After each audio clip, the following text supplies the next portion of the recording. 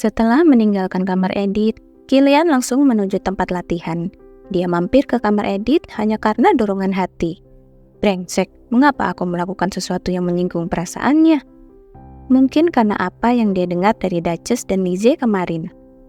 Kau tahu, Edith sangat pintar. Dia bahkan menemukan cara untuk mengatur informasi dalam tabel seperti ini. Duchess menunjukkan kepada Kilian tabel yang dibuat Edith dengan takjub. Bahkan baginya, itu adalah cara yang efisien untuk mengorganisir. Saya kira kita dapat menyingkat informasi dengan cara seperti ini. Kilian, menurutku, Edith sedang mencoba menyesuaikan diri. Dia mencoba menyelamatkan dirinya sendiri. Hal yang sama berlaku untuknya. Dia dipaksa melakukan perjodohan, dan dia ditinggalkan sendirian di wilayah yang pada dasarnya adalah musuh. Tidak bisakah kamu merasa sedikit kasihan padanya? Meski Edith adalah putri musuh, ibunya tetap merasa kasihan padanya. Tapi Kilian tidak bisa lengah terhadap Edith, karena sudut pandang Lizzie sedikit berbeda dengan sudut pandang Duchess. Ibuku bilang dia melakukan pekerjaannya dengan baik. Tapi bagaimana menurutmu, Lizzie? Menurutku dia sangat pintar. Nuansa jawabannya sangat halus. Sepertinya dia pintar, tapi ada sesuatu yang aneh pada dirinya. Apakah ada hal lain? Oh, tidak. Dia belajar dengan sangat cepat. Tidak seperti saya yang tidak pernah belajar apapun di Sinclair. Dan itu membuat saya sedikit iri. Lizzie. Kilian tersenyum pahit dan merangkul bahu Lizzie untuk menghiburnya. Tapi dia memahami maksud yang disampaikan Lizzie. Lagi pula, hanya dalam 4 tahun, Lizzie mampu membantu Duchess sebanyak yang dia lakukan sekarang. Dan dia mempelajarinya dengan sangat cepat untuk seseorang yang belum belajar apapun di Sinclair. Dan bukan rahasia lagi kalau dia pintar. Jika dia membuat Lizzie iri, itu bukan karena dia pintar, tapi karena dia sudah terlatih untuk itu. Lagi pula, terakhir kali aku melihatnya di Sistine Hall dan berbicara dengannya, dia tidak tampak sebodoh rumor yang beredar. Dia bilang dia tidak mengenal satupun seniman, tapi dari cara dia berbicara tentang lukisan, dia memahaminya. Tentu, sayang sekali dia menggodaku tentang lukisan sialan itu di menit-menit terakhir. Aku perlu mengawasinya dan memperingatkannya agar tidak melakukan aksi apapun. Dengan tekad itu, Kilian memasuki kamar Edith dan merasakan ketegangan yang asing dan aneh. Baunya seperti mawar. Berbeda dengan kamar Lizzie yang sedikit berbau bunga violet, kamar Edith berbau mawar secara sensual. Aromanya perpaduan bunga mawar dan sesuatu yang berbau seperti tubuh yang halus dan lembut, membuat Kilian lupa apa yang ingin ia katakan. Hah? Kenapa pagi sekali? Apa yang terjadi? Dia semakin bingung dengan Edith yang menyapanya dengan memiringkan kepala. Ada apa dengan piyamamu? Gaun tidur off the shoulder-nya yang ringan digantung dengan berbahaya, terancam lepas kapan saja, memperlihatkan siluet telanjangnya di saat sinar matahari masuk. Apalagi wajahnya yang masih mengantuk, terlihat seolah dirasuki sesuatu yang hanya menambah rasa aneh itu. Dia melihat sekeliling ruangan dan mencoba menekan perasaan aneh itu. Untungnya, intervensi Edith dengan cepat menyadarkannya kembali. Namun ketika Edith berjalan ke jendela dan membukanya, aromanya terbawa angin, dan tanpa disadari, Kilian mencoba menariknya ke dalam pelukannya. Berdiri tak bergerak, telinga Edith yang kemerahan, bibir terbuka, tengkuk ramping, dan bahu serta tulang dada yang melengkung membuatnya pusing. Apa yang aku lakukan? Rasa malu dan panik yang muncul saat menyadari hal ini memaksaku untuk mengatakan sesuatu seperti, kamu telah melakukan pekerjaan yang baik dalam membantu ibuku. Terus lakukan seperti itu dan jangan memikirkan hal-hal aneh. Aku juga ingat di butik Royal, Edith hanya memperbaiki pakaiannya. Jadi aku mengatakan kepadanya bahwa dia bisa memanggil butik lain. Aku akui bahwa aku tidak mengatakannya dengan cara yang sopan, tapi aku tidak menyangka akan dikritik olehnya. Kepalaku pusing, semakin aku memikirkannya, pelipisku semakin berdenyut. Kenapa wajah wanita itu terlihat begitu sedih ketika mengatakan hal itu? Dan dia benar, Kilian tidak tahu apa-apa tentang Edith. Sejak awal, dia melihatnya hanya sebagai putri kantor Rigelhof. Dan semua asumsinya tentang dia didasarkan pada kesannya terhadap Count Rigelhof. Rasa sakitnya dimulai di pelipisnya dan menyebar ke seluruh kepalanya, hingga tengkoraknya terasa seperti akan retak. Kilian? Dan ketika suara Lizzie terdengar entah dari mana, kepalanya yang berdenyut-denyut perlahan membaik. Lizzie yang sering datang untuk menonton latihan Kilian dan Cliff, juga sedang dalam perjalanan ke tempat latihan hari ini. Kilian merasa lega karena rasa sakitnya mulai memudar. Kilian, ada apa? Apa kamu terluka? Oh, tidak. Aku baik-baik saja. Dia bisa mencium aroma segar bunga violet saat Lizzie menatapnya dengan penuh perhatian. Ya, aku suka aroma bunga violet yang samar. Aroma mawar yang kuat sungguh menjijikkan. Dengan pemikiran itu, kepalanya terasa lebih baik. Aku baik-baik saja, Lizzie. Aku sedang berurusan dengan seorang wanita brengsek pagi ini. Dan aku hanya ingin meluangkan waktu sejenak untuk apakah kamu bertemu dengan Edith. Aku datang untuk memperingatkan dia agar tidak terlalu berharap. Kilian, aku tidak mengatakan sesuatu yang jahat.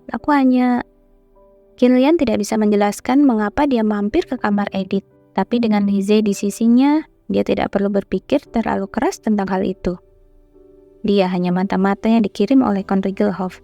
Dan jika dia membenci situasinya, maka dia harusnya menyalahkan ayahnya. Dengan pemikiran itu, Kilian menyingkirkan pandangan sedih Edith dari pikirannya dan mencoba menghapusnya. Setelah Kilian pergi, aku harus mencari sesuatu untuk menyibukkan diri agar pikiranku tidak tertuju padanya. Jika aku tidak melakukan sesuatu, aku akan segera memikirkan kata-kata dingin Kilian yang terasa seperti pisau di hatiku. Di kehidupanku yang lalu, aku akan mengisi gelas besar dengan es americano dan berjalan keluar. Aku suka pergi ke mal-mal besar, lalu duduk di bangku sambil mengamati orang-orang. Aku juga merasa frustasi karena terjebak di dalam mansion sejak aku merasuki Edith. Aku sengaja diam di rumah untuk menghindari rute Edith yang asli, yang senang keluar untuk berpesta dan bergosip tentang Lizzie. Tapi kupikir, bukankah menyenangkan pergi keluar dan menjelajahi kota? Segera setelah aku mengambil keputusan, aku memanggil Anna. Anna, ayo keluar. Untuk pertama kalinya, mata Anna membelalak karena terkejut. Melihat kejadian yang tiba-tiba itu. Tapi dia tidak bertanya atau terlihat gelisah. Ya Nona, saya akan memberitahu Duchess dan kita akan segera siap berangkat. Ya, silahkan. Aku membuka lemari pakaianku dan mengobrak-abriknya, memilih sesuatu untuk dipakai. Melakukan hal ini sepertinya meringankan suasana hatiku yang suram. Anna kembali untuk menyampaikan izin Duchess dan mengenakan gaun untukku. Nona mau keluar kemana? Sebenarnya itu yang ingin kutanyakan padamu. Menurutmu jalan-jalan kemana yang menyenangkan? Sejujurnya, aku belum pernah keluar kota sendirian sebelumnya. Sekali lagi, mata Anna membelalak, tapi dia segera menurunkan pandangannya, seolah dia sudah dilatih untuk tidak bertanya. Saya kira itu tergantung pada apa yang Anda cari. Jika Anda mencari toko pakaian lucu, toko aksesori, dan kafe pencuci mulut, Jalan Le Belle Mary adalah tempat yang baik untuk memulai. Atau jika Anda mencari bank, galeri, gedung opera, dan kafe kelas atas, Jalan Darsus adalah pilihan yang baik. Ayo pergi ke Jalan Darsus. Ya, Nona. Terima kasih kepada Anna yang dengan tenang mengatur jalan-jalan tanpa menanyakan pertanyaan yang tidak perlu. Aku naik ke kereta dengan semangat. Pemandangan dari jendela kereta juga cukup membuatku bersemangat. Rasanya seperti berjalan melewati taman hiburan yang didekorasi dengan gaya Eropa. Apakah Nona punya tempat yang ingin dituju? Ya, aku ingin mampir ke toko perhiasan dulu. Ada beberapa toko perhiasan yang terkenal, Nona. Aku ingin pergi ke tempat yang memberikan harga permata yang bagus. Tahukah kamu di mana tempatnya? Anna berpikir sejenak, lalu menyarankan 3 tempat. Amabile, Datrias, dan Ruth Pican. Bagaimana kamu tahu begitu banyak, Anna? Sepertinya kamu tahu segalanya di dunia ini. Anda terlalu baik, Nona.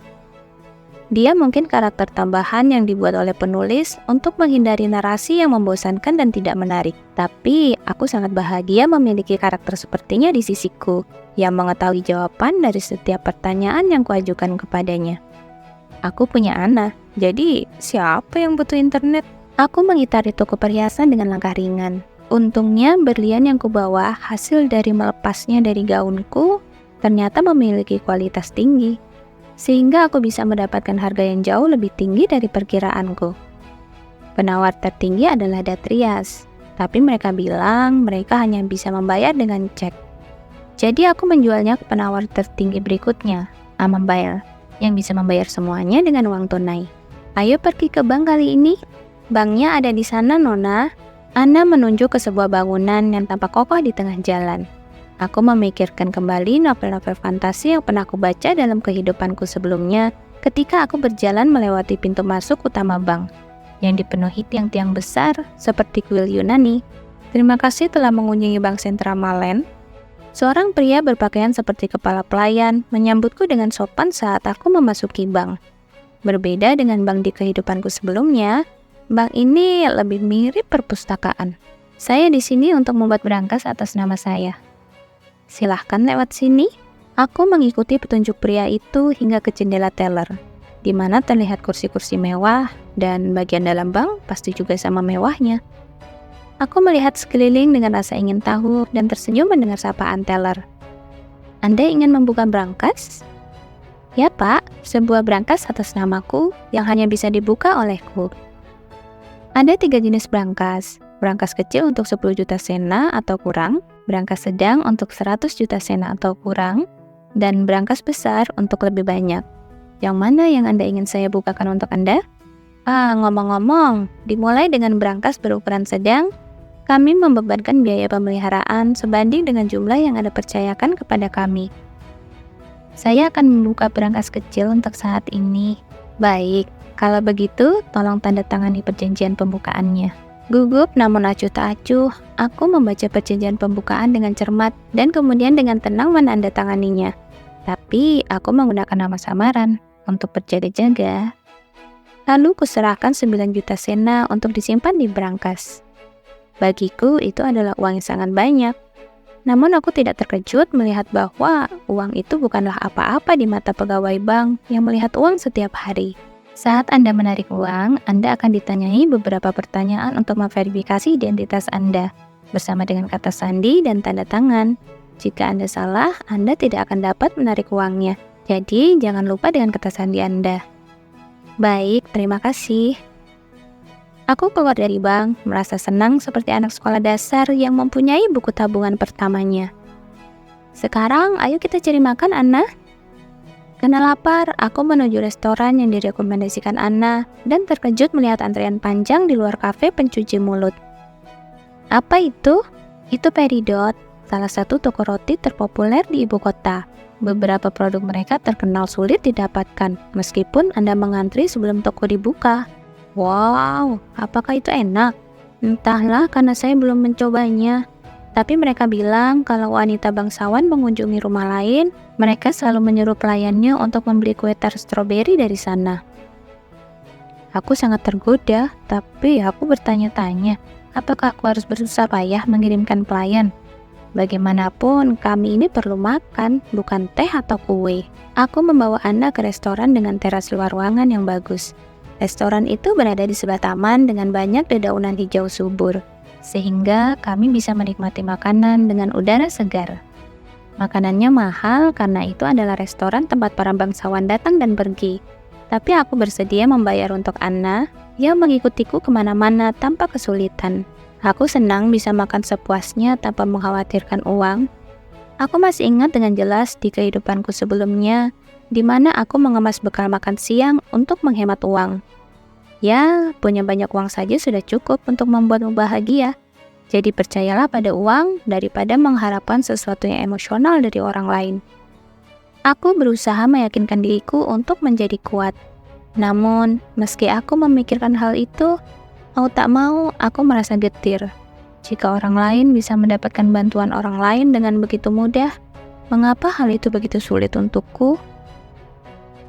Anna, Kamu bilang rakyat jelata tidak punya kereta di rumah. Jadi, apa yang mereka gunakan saat bepergian? Mereka menyewa gerbong atau membayar untuk menaiki gerbong jarak jauh.